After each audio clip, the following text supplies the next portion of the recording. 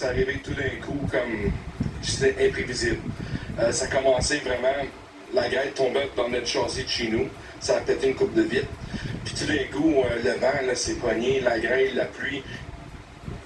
Vous venez d'entendre un résident de l'Outaouais qui n'est pas prêt d'oublier les orages d'hier soir.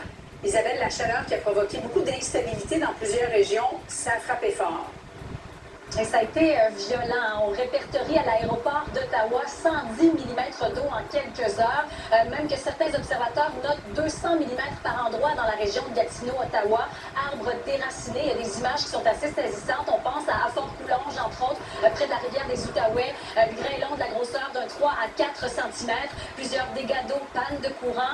Et ça a été la même chose aussi dans les Laurentides. Là, on note aussi de la grêle et des arbres déracinés. Saguenay-Lac-Saint-Jean, il y a même eu une estrade qui a été renversée dans un stade de baseball, toujours causé par ces cellules orageuses d'hier. Et présentement, on est encore en mode veille d'orage violent.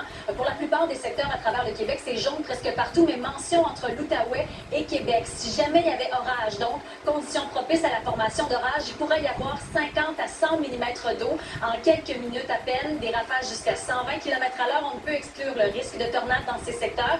Alors que quand on se transporte au Saguenay-Lac-Saint-Jean, le Bas-Saint-Laurent, la Côte-Nord, s'il y avait formation d'orage, on serait plutôt de l'ordre d'un 30 à 50 mm d'eau, de la grêle. C'est pas impossible, des grêlons de la grosseur d'un 2 cm, des vents soutenus aussi. Et vous avez parlé de chaleur, Julie. Toujours ces avertissements de chaleur en cours. Va falloir attendre à samedi avant de retrouver les valeurs saisonnières.